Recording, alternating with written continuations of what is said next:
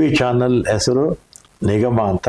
ವಿಶೇಷವಾಗಿ ಈ ನಿಗಮ ಚಾನಲ್ಲು ನಮ್ಮ ರಾಜ್ಯದ 4 ಕಾರ್ಪೊರೇಷನ್ಗಳ ಸಂಬಂಧಪಟ್ಟ ಹಾಗೆ ಇಲ್ಲಿರ್ತಕ್ಕಂಥ ನೌಕರರ ಕುಂದುಕೊರತೆಗಳು ಮತ್ತು ಸಾರ್ವಜನಿಕರಿಂದ ಬಂದಂಥ ದೂರುಗಳನ್ನು ಇಲ್ಲಿರ್ತಕ್ಕಂಥ ಆಡಳಿತ ಮಂಡಳಿಯವರಿಗೆ ತಲುಪಿಸೋದ್ರ ಮುಖಾಂತರ ಸಾರ್ವಜನಿಕರಿಗೆ ಅವ್ರದ್ದೇ ಆದ ಕೊಡುಗೆಯನ್ನು ಸೇವೆ ಮಾಡೋದಕ್ಕೆ ಪ್ರಯತ್ನ ಮಾಡ್ತಾ ಇದ್ದಾರೆ. ಇದನ್ನು ತಾವೆಲ್ಲ ಕೂಡ ಸಬ್ಸ್ಕ್ರೈಬ್ ಮಾಡಿ ಇದನ್ನು ಆಗಾಗ ನೋಡ್ತಾ ಇರಿ. ನಿಮ್ಮ ಸಲಹೆಗಳನ್ನು ಕೂಡ ನೀವು ಅವ್ರಿಗೆ ಕೊಡ್ಬೋದು. ನಮಸ್ಕಾರ ವೀಕ್ಷಕರೇ, ನಿಗಮ ಟಿವಿಯ ವೀಕ್ಷಕರಿಗೆಲ್ಲರಿಗೂ ಆತ್ಮೀಯವಾದ ಸ್ವಾಗತ. ನಾನು ಅಕ್ಷತಾ. ಪ್ರತಿ ಬಾರಿಯೂ ಕೂಡ ನಿಗಮ ಟಿವಿಯ ವತಿಯಿಂದ ಹೋರಾಟದ ಹಾದಿ ಅಂತ ಹೇಳಿ ವಿಭಿನ್ನವಾದ ಕಾರ್ಯಕ್ರಮವನ್ನು ನಾವು ನಡೆಸ್ಕೊಂಡು ಬರ್ತಾ ಇದ್ದೀವಿ.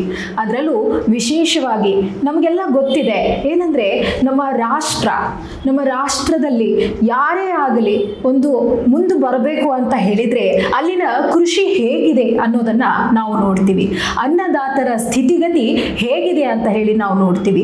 ಅಂತಹ ಕೃಷಿಕರನ್ನ, ಅಂತಹ ರೈತರಿಗೋಸ್ಕರ ಅನೇಕ ಸಲ ಅನ್ನುವುದಕ್ಕಿಂತ ದಶಕಗಳಿಂದ ಹೋರಾಟ ಮಾಡ್ತಾ ಬರ್ತಾ ಇದ್ದಾರೆ ಶ್ರೀಯುತ ಕೋಡಿಹಳ್ಳಿ ಚಂದ್ರಶೇಖರ್ ಸರ್. ಅಷ್ಟೇ ಅಲ್ಲ, ಇದೀಗ 2021ರಲ್ಲಿ ಟ್ರೇಡ್ ಯೂನಿಯನ್ಗೂ ಕೂಡ ಸೇರಿಕೊಂಡು ಸಾರಿಗೆ ನಿಗಮದ ನೌಕರರಿಗೋಸ್ಕರ ಹಲವು ಹೋರಾಟಗಳನ್ನು ಮಾಡ್ತಾ ಬಂದಿದ್ದಾರೆ. ಅವರಿಗೋಸ್ಕರ ಧ್ವನಿ ಎತ್ತಾ ಇದ್ದಾರೆ. ಹಾಗಾದ್ರೆ ಬನ್ನಿ ಅವ್ರ ಜೊತೆ ಮಾತನಾಡಿಸೋಣ. ಕಾರ್ಯಕ್ರಮಕ್ಕೆ ಆತ್ಮೀಯವಾದ ಸ್ವಾಗತ ಸರ್. ಹೇಗಿದ್ದೀರಿ?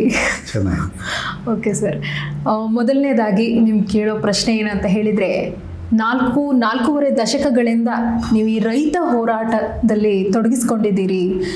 ಇಷ್ಟು ಹೋರಾಟಗಳಲ್ಲಿ ತೊಡಗಿಸ್ಕೊಂಡ್ರೂ ಕೂಡ ಈಗ ಮತ್ತೆ ಟ್ರೇಡ್ ಯೂನಿಯನ್ಗೆ ಸೇರಿಕೊಂಡು ಅನೇಕ ಹೋರಾಟಗಳನ್ನು ಇಲ್ಲೂ ಸಹ ನೀವು ಮಾಡ್ತಾ ಬರ್ತಾ ಇದ್ದೀರಿ. ಎಲ್ಲೋ ಒಂದು ಕಡೆ ಇಷ್ಟು ಹೋರಾಟ ಮಾಡಬೇಕಾಯ್ತಲ್ಲ, ಸುಸ್ತಾಯಿತು, ಸಾಕಾಯಿತು ಅನ್ನೋ ಭಾವನೆ ಏನಾದರೂ ಬಂದಿದೆಯಾ ಹೀಗೆ ಅಂತ? ಯಾವುದೇ ಕಾರಣಕ್ಕೆ ಮಾನಸಿಕವಾಗಿ ಕುಗ್ಗಬಾರ್ದಷ್ಟೆ. ದೈಹಿಕವಾಗಿ ವಯಸ್ಸಾಗ್ತಾ ಇರುತ್ತೆ, ಬಟ್ ಮಾನಸಿಕವಾಗಿ ವಯಸ್ಸಾಗೋದಿಲ್ಲ. ಮಾನಸಿಕವಾಗಿ ಯಾವ ಮನುಷ್ಯ ಉತ್ಸಾಹ ತುಂಬಿರ್ತಾನೋ ಅದು ಯಥಾ ಪ್ರಕಾರ ಆ ಉತ್ಸಾಹದ ಜೊತೆಯಲ್ಲಿ ಚಟುವಟಿಕೆಗಳು ಇರುತ್ತೆ. ಆ ಚಟುವಟಿಕೆ ಹೋರಾಟದ ಮಜಲುಗಳು ಏನಿದೆಯೋ ಅವು ಎಲ್ಲವೂ ಕೂಡ ನಮ್ಮ ಕಣ್ಮುಂದೆ ಇದೆ. ನಾಳೆ ಸಮಾಜದಲ್ಲಿ ಏನು ಆಗಬೇಕು ಅಂತಲೂ ಕೂಡ ನಾವು ಪ್ರತಿನಿತ್ಯ ಯೋಚನೆ ಮಾಡ್ತಾ ಅದ್ರ ಜೊತೆಯಲ್ಲಿ ಸಾಗ್ತಾ ಇರ್ತೀವಿ. ಹಾಗೆ ಸಾಗಿ ಬರ್ತಾ ಇದೆ. ಓಕೆ ಸರ್, ರೈತ ಸಂಘಟನೆಗಳಲ್ಲಿ ಹೋರಾಟ ಮಾಡಿದ್ದೀರಿ, ಅದೊಂದು ರೀತಿಯ ಅನುಭವ. ಈಗ ಟ್ರೇಡ್ ಯೂನಿಯನ್ ಸೇರಿಕೊಂಡು ಸಾರಿಗೆ ಇಲಾಖೆಯ ನೌಕರರಿಗೋಸ್ಕರ, ಆ ನಿಗಮದಲ್ಲಿರುವ ಕಾರ್ಮಿಕರಿಗೋಸ್ಕರ ಪರದಾಡ್ತಾ ಇರೋದು, ಬಡದಾಟ ಹೇಗಿದೆ ಸರ್ ಈ ಅನುಭವ? ಆ ಅನುಭವ ಎಲ್ಲ ನಾನು ನೋಡ್ತಾ ಇದ್ದೀನಿ, ಕೇಳ್ತಾ ಇದ್ದೀನಿ. ಕಳೆದ 20ನೇ ಇಸ್ವಿಯ ಡಿಸೆಂಬರ್ 10ನೇ ತಾರೀಕು ಆಕಸ್ಮಿಕವಾಗಿ ಪ್ರವೇಶ ಆದಂಥ ಸಾರಿಗೆ ಹೋರಾಟ ಕರ್ನಾಟಕದ ಇತಿಹಾಸದಲ್ಲಿ ಒಂದು ದಾಖಲೆ ದಿನಗಳದು. ಆ ಹೋರಾಟ 100ಕ್ಕೆ 100ರಷ್ಟು ಮುಷ್ಕರಗಳು ನಡೆದು ಅದರ ಸರ್ಕಾರದ ಮೇಲೆ ಆದಂಥ ಪರಿಣಾಮ, ಸರ್ಕಾರ ಸಾರಿಗೆ ಸಿಬ್ಬಂದಿಗಳ ಮೇಲೆ ಮಾಡಿದಂಥ ದೌರ್ಜನ್ಯ, ಇದು ಎಲ್ಲದನ್ನೂ ಕೂಡ ನಾವು ಕಂಡಿದ್ದೀನಿ. ಅದಕ್ಕೆ ನಾಳೆ ದಿನಗಳಲ್ಲಿ ಏನು ನಡೀತಾ ಇದೆ ಅಂತ ಹೇಳಿ ನಾನು ಈ ಎಲ್ಲ ಅಬ್ಸರ್ವೇಷನ್ನಲ್ಲಿ ನಾನಿದ್ದೀನಿ. ಓಕೆ ಸರಿ, ಈ ರೈತ ಸಂಘಟನೆ ಅನ್ನುವಂಥದ್ದು ನಿಮಗೆ ನೇರವಾಗಿ ಸರ್ಕಾರದ ಬೆಂಬಲ ಇರುತ್ತೆ ಅಥವಾ ನೀವು ಸರ್ಕಾರಕ್ಕೆ ನೇರವಾಗಿ ಪ್ರಶ್ನೆ ಮಾಡ್ಬೋದು. ಆದರೆ ಈ ಟ್ರೇಡ್ ಯೂನಿಯನ್ ಇಲ್ಲಿ ಬಂದುಬಿಟ್ರೆ ಇಲ್ಲಿ ಅನೇಕ ಸಂಘಟನೆಗಳು ಯಾವುದು ಕೂಡ ಸರ್ಕಾರದ ಜೊತೆ ಯಾವುದು ನಂಟು ಇರೋದಿಲ್ಲ. ಹೇಗೆ ಇಲ್ಲಿ ವ್ಯವಹಾರ ಮಾಡೋದು ಕಷ್ಟ ಅನಿಸುತ್ತಾ? ನೋಡಿ, ನಮ್ಮ ಚಳುವಳಿ ಏನಿದೆ ಕರ್ನಾಟಕದಲ್ಲಿ, ರೈತ ಚಳುವಳಿ, ಇದು ಮಾಸ್ ಆರ್ಗನೈಜೇಷನ್, ಜನಸಂಘಟನೆ ತಮ್ಮಿಗೆ ಬೇಕಾದಂಥ ಡಿಮ್ಯಾಂಡನ್ನು ಇಟ್ಟು ಸರ್ಕಾರವನ್ನು ಅಲುಗಾಡಿಸುವ, ಸರ್ಕಾರಕ್ಕೆ ನೇರವಾಗಿ ಹೇಳುವ ಸರ್ಕಾರದ ಸನ್ನಿವೇಶಗಳಲ್ಲಿ ಕಪಾಳಕ್ಕೆ ಹೊಡೆದಂತೆ ಮಾತನಾಡುವ ಎಲ್ಲ ಶಕ್ತಿಗಳು ಕೂಡ ಈ ಮಾಸ್ ಆರ್ಗನೈಜೇಷನ್ನಲ್ಲಿ ಇದು ಇರುತ್ತೆ.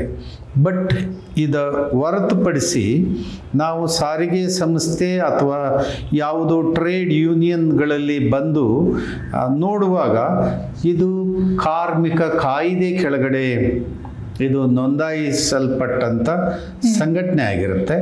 ನಾವು ಕಾರ್ಮಿಕ ಕಾಯ್ದೆಗಳನ್ನು ಅನುಸರಣೆ ಮಾಡಬೇಕಾದಂಥ ಅನಿವಾರ್ಯತೆ ಇರ್ತದೆ. ಇದರ ಕೆಳಗಡೆ ಸರ್ಕಾರದ ಒಪ್ಪು ತಪ್ಪು ಅಥವಾ ನಮ್ಮ ದುಃಖ ದುಮ್ಮಾನಗಳನ್ನು ಆ ಕಾಯ್ದೆ ಕೆಳಗಡೆಯೇ ನಾವು ಮಾತಾಡಿಕೊಂಡು ಸರ್ಕಾರದ ಜೊತೆ ಕೊಡು ತಗೊಳ್ಳುವಂಥ ಕೆಲಸವನ್ನು ಮಾಡಬೇಕಾಗತ್ತೆ. ಇದು ಈಗ ಟ್ರೇಡ್ ಯೂನಿಯನ್ ಅಥವಾ ಕಾರ್ಮಿಕ ಸಂಘಟನೆಗಳು ನಡೆಸ್ಕೊಂಡ್ಬಂದಿರ್ತಕ್ಕಂಥ ಮಾರ್ಗ.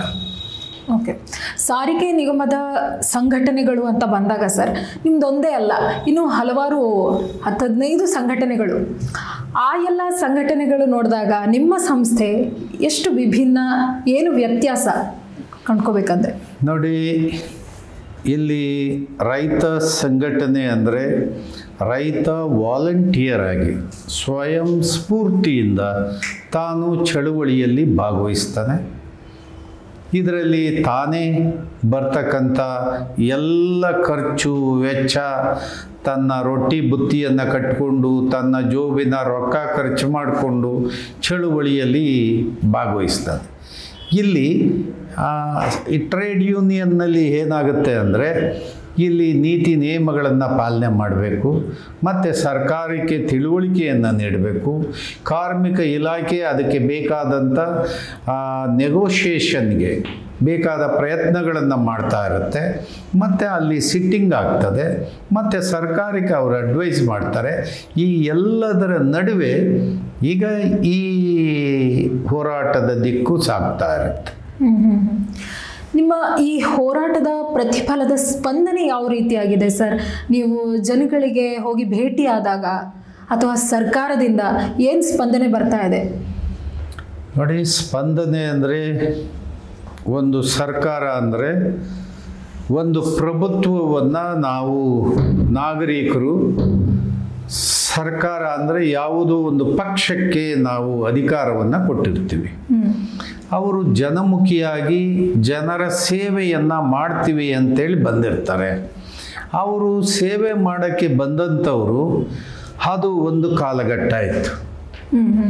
ಸ್ವಾತಂತ್ರ್ಯ ಚಳುವಳಿಯಿಂದ ಬಂದಂಥ ರಾಜಕಾರಣಿಗಳು, ಆಗ ಬಂದಂಥ ಸರ್ಕಾರಗಳು ಅವರು ಸ್ವಾತಂತ್ರ್ಯ ಚಳುವಳಿಯಲ್ಲಿ ಸತ್ಯಾಗ್ರಹ ಮತ್ತು ಸತ್ಯಾಗ್ರಹದಲ್ಲಿ ಭಾಗವಹಿಸಿ ಸತ್ಯ, ಅಹಿಂಸೆ ಮತ್ತು ಸಾರ್ವಜನಿಕರ ಒಂದು ಕುಂದು ಕೊರತೆಗಳು, ಕಷ್ಟಗಳು, ಕಾರ್ಪಣ್ಯಗಳು ಇದನ್ನೆಲ್ಲ ಕಂಡು ಅದನ್ನು ಬಗೆಹರಿಸೋ ದಿಕ್ಕಿನಲ್ಲಿ ಪ್ರಾಮಾಣಿಕ ಪ್ರಯತ್ನವನ್ನು ಮಾಡೋರು.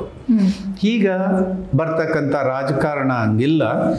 ಈಗ ಬರ್ತಕ್ಕಂಥದ್ದು ಬಂಡವಾಳವನ್ನು ಹಾಕು, ವೋಟ್ ಖರೀದಿ ಮಾಡು, ತಾನು ಶಾಸಕತ್ವವನ್ನು ಪಡಿ, ಮತ್ತು ಸರ್ಕಾರ ಆ ದಿಕ್ಕಿನಲ್ಲಿ ಹೆಂಗೆ ತಗೊಂಡು ಹೋಗಬೇಕು, ನನಗೇನು ವೈಯಕ್ತಿಕ ಲಾಭ ಆಗುತ್ತೆ, ಮತ್ತು ನನ್ನ ಜೀವನ ಸುಧಾರಣೆ ಮಾಡ್ಕೊಳ್ಳಿಕ್ಕೆ ನಾಳೆಯ ತಲೆಮಾರಿಗೆ ಕೂಡಿಕ್ಕುವಂಥ ಕಾರ್ಯಕ್ರಮಗಳು, ಮತ್ತು ಸರ್ಕಾರದ ಕುರ್ಚಿಯಲ್ಲಿ ಕುಂತು ಆ ಸುಖ ಸಂತೋಷವನ್ನು ಅನುಭವಿಸ್ತಕ್ಕಂಥದಕ್ಕೆ ಮತ್ತೆ ಮತ್ತೆ ಚುನಾವಣೆ ಬಂದಾಗ ಆ ಜೋತು ಬಿದ್ದು, ಅಧಿಕಾರದ ಆ ಸಂಪತ್ತಿನ ಆಸೆಗೆ ಜೋತು ಬಿದ್ದು ಅದೇ ಒಂದು ತಪ್ಪು ದಾರಿಯ ರಾಜಕಾರಣ ಇಡೀ ದೇಶದಲ್ಲಿ ಪ್ರಾರಂಭ ಆಗಿದೆ. ಇದೊಂದು ಬದಲಾದಂಥ ಮಾರ್ಗ ಇದು. ಹಾಗಾಗಿ ಪ್ರಾಮಾಣಿಕತೆ ಮತ್ತು ಸತ್ಯ ಈ ಮಾರ್ಗ ದಾರಿ ತಪ್ಪಿಟ್ಟಿದೆ. ಸರ್, ಈಗ ನಾವು ನೋಡ್ತಾ ಹೋದರೆ ಅನೇಕ ಟ್ರೇಡ್ ಯೂನಿಯನ್ಗಳು ನಾವು ನೋಡ್ತೀವಿ, ಅನೇಕ ಸಂಘಟನೆಗಳು ಆಲ್ರೆಡಿ ಸಾರಿಗೆ ನಿಗಮ ನೌಕರರಿಗೋಸ್ಕರ ದುಡಿತಕ್ಕಂತಹ ಅನೇಕ ಸಂಘ ಸಂಸ್ಥೆಗಳನ್ನು ನಾವು ನೋಡ್ತಾ ಇದ್ದೀವಿ. ಅದಕ್ಕಿಂತ ವಿಭಿನ್ನವಾಗಿ ಅಂದರೆ ಆ ಸಂಸ್ಥೆಗಳಿಗೆ ಮಾಡಲಾಗದೇ ಇರುವಂತಹ ಕೆಲಸ ಕಾರ್ಯಗಳನ್ನು ನೀವು ಮಾಡ್ಲಿಕ್ಕೆ ಆಗುತ್ತಾ, ಅಥವಾ ಅದು ಯಾವುದು ಮಾಡಿಲ್ಲ ಅದನ್ನೇ ನೀವು ಮಾಡ್ತೀರಾ ಈ ಸಂಸ್ಥೆಯಿಂದ ಅಂತ? ನೋಡಿ, ನಾನು ಯಾವುದೇ ಆಸೆಗಳನ್ನು ಇಟ್ಕೊಂಡು ಬಂದವನಲ್ಲ. ನಾನು ಪ್ರಾರಂಭದಲ್ಲಿ ಹೇಳಿದ್ದೀನಿ, ಈ ಹಿಂದೆ ನಾನು ಆಕಸ್ಮಿಕವಾಗಿ ಸರ್ಕಾರಕ್ಕೆ ಒಂದು ಮೆಮೊರಾಂಡಮ್ ಅಂದರೆ ಮನವಿಯನ್ನು ಸಲ್ಲಿಸಲಿಕ್ಕೆ ನಮ್ಮ ಜೊತೆ ಇರಬೇಕು ಅಂತೇಳಿ ಕೇಳ್ಕೊಂಡಿದ್ರು. ಆ ಮನವಿಯನ್ನು ಸಲ್ಲಿಸಲಿಕ್ಕೆ ನಾವು ಬಂದವರು. ಆ ದಿನ ಆದಂಥ ಸರ್ಕಾರದ ತಪ್ಪು ನಡತೆ ಏನಾಯಿತು, ಅದು ಹೋರಾಟಕ್ಕೆ ಒಂದು ರೀತಿ ತೀವ್ರತೆಯನ್ನು ತಂದು ನೀಡಿತು. ಆಮೇಲೆ ಮುಷ್ಕರಗಳು ಪ್ರಾರಂಭ ಆದವು. ಈ ಎಲ್ಲ ಕಾರಣಗಳನ್ನು ನೋಡಿ ನನಗೆ ಈ ವಿಷಯದ ಮೇಲೆ ಸ್ವಲ್ಪ ಆಳವಾಗಿ ತಿಳ್ಕೊಳ್ಳುವ ಪ್ರಯತ್ನವನ್ನು ಮಾಡಿದೆ. ಆ ತಿಳ್ಕೊಳ್ಳುವ ಪ್ರಯತ್ನದಲ್ಲಿ ನನಗೆ ಅನಿಸಿದ್ದು ಆ ಸಂದರ್ಭದಲ್ಲಿ ಈಗ ಅನ್ನಿಸ್ತಲ್ಲ, ಆಂಧ್ರ ಪ್ರದೇಶದಲ್ಲಿ ಸರ್ಕಾರಿ ನೌಕರರು ಅಂತ ಹೇಳಿ ಪರಿಗಣಿಸುವಾಗ, ಮಹಾರಾಷ್ಟ್ರದಲ್ಲಿ ಸಾರಿಗೆ ಸಂಸ್ಥೆಯ ಸಿಬ್ಬಂದಿಯನ್ನು ಸರ್ಕಾರಿ ನೌಕರರು ಅಂತೇಳಿ ಪರಿಗಣಿಸುವಾಗ ಈ ರಾಜ್ಯದಲ್ಲಿ ಯಾಕೆ ಆಗಬಾರ್ದು ಅನ್ನೋ ಪ್ರಶ್ನೆ ಪ್ರಾರಂಭ ಆಯಿತು. ಆ ಪ್ರಶ್ನೆ ಪ್ರಾರಂಭ ಆದ ಕಾರಣಕ್ಕೆ ನಮ್ಮಲ್ಲಿ ಅದನ್ನು ನಾನು ಎಲ್ಲ ಕಾರ್ಯಕರ್ತರೊಂದಿಗೆ ಚರ್ಚೆ ಮಾಡಿದ್ವಿ. ಹೌದು, ಸರಿಯಾಗಿದೆ ಅಂತ ಹೇಳಿ ಆ ವಾದವನ್ನು ಮುಂದಿಟ್ಟು ಎಲ್ಲರೂ ಹೋರಾಟಕ್ಕೆ ಅಣಿಯಾದ್ವಿ. ಮತ್ತು ಏಪ್ರಿಲ್ ತಿಂಗಳ ಹೋರಾಟ ನಿಮಗೆ ಗೊತ್ತಿದೆ. ಮತ್ತು 2020 ಡಿಸೆಂಬರ್ 10ನೇ ತಾರೀಕಿಂದು ಅದು 4 ದಿನ ಮುಕ್ತಾಯ ಆಗುವಾಗ ಈ ಹೋರಾಟಕ್ಕೆ ಸ್ಪಂದಿಸಿ ಸರ್ಕಾರ ಕೊನೆಯ ಭಾಳ ಮುಖ್ಯಾಂಶಗಳಲ್ಲಿ ಒಂದು, ನಾವು 6th ಪೇ ಕಮಿಷನ್ನನ್ನು ಕೊಡಲಿಕ್ಕೆ ನಾವು ಪ್ರಯತ್ನ ಮಾಡ್ತೀವಿ, ಆ ದಿಕ್ಕಿನಲ್ಲಿ ಸರ್ಕಾರ ನಾವು ಬದ್ಧತೆಯನ್ನು ಇಟ್ಕೊಂತೀವಿ ಅಂತ ಏನು ರೈಟಿಂಗ್ನಲ್ಲಿ ಕೊಟ್ಟರೋ ಅವತ್ತಿನಿಂದ ಈ ವಿಷಯ ಭಾಳ ತೀವ್ರವಾಗಿ ನಮ್ಮ ಮುಂದೆ ಇದೆ. ಜೊತೆಗೆ ಇದು ಏನು ಟ್ರೇಡ್ ಯೂನಿಯನ್ದು ನೀತಿ ಕೆಳಗಡೆ ಏನು ಪ್ರಸ್ತಾಪ ಆಗುತ್ತೆ ವಿಷಯ, ಆ ವಿಷಯಗಳಿಗೆ ಸಂಬಂಧಪಟ್ಟ ಹಾಗೆ ನೋಡುವಾಗ ನಮಗನ್ಸುತ್ತೆ ಇದು ಟ್ರೇಡ್ ಯೂನಿಯನ್ ಕಾಯ್ದೆ ನೀತಿ ಕೆಳಗಡೆ, ಕಾರ್ಮಿಕರ ಕಾಯ್ದೆ ಕೆಳಗಡೆ ಇಲ್ಲಿ ಬರ್ತಕ್ಕಂಥದ್ದು ಡಿಮ್ಯಾಂಡ್ ಇಕ್ಕೋದಷ್ಟೇ. ಡಿಮ್ಯಾಂಡನ್ನು ಒಪ್ತಕ್ಕಂಥದ್ದು ಬಿಡ್ತಕ್ಕಂಥದ್ದು ಸರ್ಕಾರ. 4 ವರ್ಷಕ್ಕೊಮ್ಮೆ ಇದನ್ನು ನಾವು ಬೇಡೋದು, ಅವರು ಇಷ್ಟು ಕೊಡ್ತೀವಿ, 4 ಆಣೆ ಕೊಡ್ತೀವಿ, ಇಲ್ಲ ಒಂದು 30 ಪೈಸೆ ಕೊಡ್ತೀವಿ, ಇಲ್ಲ 8 ಆಣೆ ಕೊಡ್ತೀವಿ, 12 ಆಣೆ ಕೊಡ್ತೀವಿ. ಹಿಂಗೆ ನಾವು ಬೇಡೋದು, ಅವರು ಇಷ್ಟು ಕೊಡ್ತೀವಿ ಎಷ್ಟು ಕೊಡ್ತೀವಿ ಅಂತ ಚೌಕಾಸಿ ವ್ಯವಹಾರ ಇವರು ಮಾಡ್ತಾರೆ. ಸರ್ಕಾರ ಮತ್ತು ಕಾರ್ಮಿಕ ಸಂಘಟನೆ ನಡುವೆ ಇರ್ತಕ್ಕಂಥ ಒಪ್ಪಂದ ಏನು ಅಂದರೆ ಚೌಕಾಸಿ ವ್ಯವಹಾರ. ನಮಗೆ 100 ರೂಪಾಯಿ ಕೊಡಿ, ಇಲ್ಲ ನಮ್ಗೆ ಅಷ್ಟಾಗೋದಿಲ್ಲ, ಸರ್ಕಾರ ಕಷ್ಟದಲ್ಲಿದೆ, ಸರ್ಕಾರ ಆರ್ಥಿಕ ಪರಿಸ್ಥಿತಿ ಸರಿಯಿಲ್ಲ, ಆ ಕಾರಣಕ್ಕೆ ಮುಂದಿನ ಸಾರಿ ನೋಡೋಣ, ಈಗ ಇಷ್ಟು ಕೊಡೋಕ್ಕಾಗುತ್ತೆ ಅಂತ ಹೇಳಿ ಅದರಲ್ಲಿ ಕಡಿತ ಮಾಡಿ ಮಾಡಿ ಮಾಡಿ ಕೊಡುವಂಥದ್ದು ಸರ್ಕಾರ ಇದು ನಡೆಸ್ಕೊಂಬಂದಿರೋದು. ಮತ್ತು ಕಾರ್ಮಿಕ ಸಂಘಟನೆ ಸಾರಿಗೆ ಸಂಸ್ಥೆಯಲ್ಲಿ ನಡೆದು ಬಂದಿರೋದನ್ನು ನಾವು ನೋಡ್ತಾ ಇದ್ದೀವಿ. ಈಗ ಬೇಕಾಗಿರೋದು ಬೇರೆ ಥರ ಆಲೋಚನೆಗಳು. ಬೇರೆ ಥರ ಆಲೋಚನೆ ಅಂದರೆ ಯಾಕೆ ಈ ಮಾತು ಹೇಳ್ತಾ ಇದ್ದೀನಿ ಅಂದರೆ, ಈಗಾಗಲೇ ನಮ್ಮದು 2021ರಲ್ಲಿ ಹೋರಾಟ ಮುಷ್ಕರ ಬಹಳ ತೀವ್ರ ಥರದಲ್ಲಿ ಮುಂದುವರೆದಾಗ DK ಶಿವಕುಮಾರ್ ಒಂದು ಕಡೆ ಬನಶಂಕರಿಯಲ್ಲಿ ಸಿಬ್ಬಂದಿಯನ್ನು ಕುರಿತು ಅಡ್ರೆಸ್ ಮಾಡ್ತಾರೆ. ನಾವು ನಿಮ್ಮ ಪರ ಇದ್ದೀವಿ, ನಾವು ನಿಮ್ಮ ಎಲ್ಲ ಹೋರಾಟಗಳನ್ನು ನಾವು ಮುಂದಿನ ಸರ್ಕಾರ ನಾವೇ ಬರ್ತೀವಿ, ಇದನ್ನು ಫುಲ್ಫಿಲ್ ಮಾಡ್ತೀವಿ.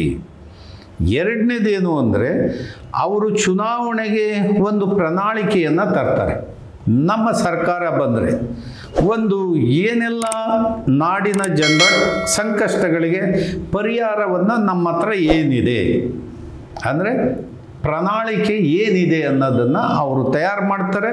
ಅದರಲ್ಲಿ ಸಾರಿಗೆ ಸಂಸ್ಥೆಯ ಕುರಿತು ಅವರು ಪ್ರಸ್ತಾಪ ಮಾಡಿರೋದು ಈಗಮ್ಮ ಚೌಕಾಶಿ ವೇತನ ಅಂತ ನೀವು ಹೇಳಿದ್ರಿ ಸರ್. ಈಗ ಸಾರಿಗೆ ನಿಗಮದಲ್ಲಿ ಅನೇಕ ನೌಕರರು ಕೆಲಸ ಮಾಡ್ತಾ ಇದ್ದಾರೆ.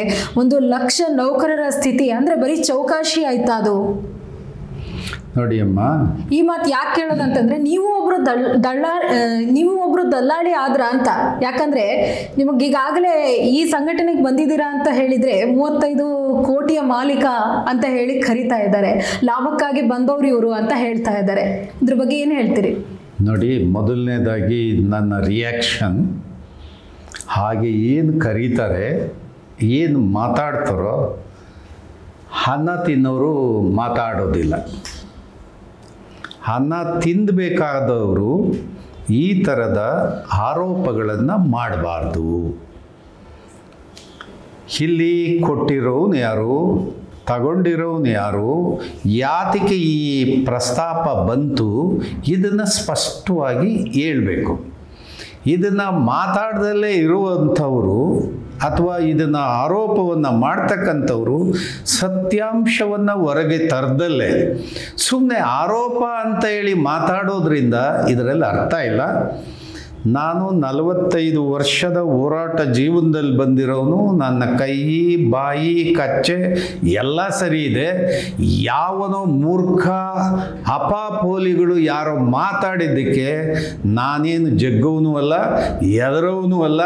ನನ್ನ ನೈತಿಕತೆ ಬಲವಾಗಿದೆ, ನನ್ನ ನೈತಿಕ ಶಕ್ತಿ ಇದೆ.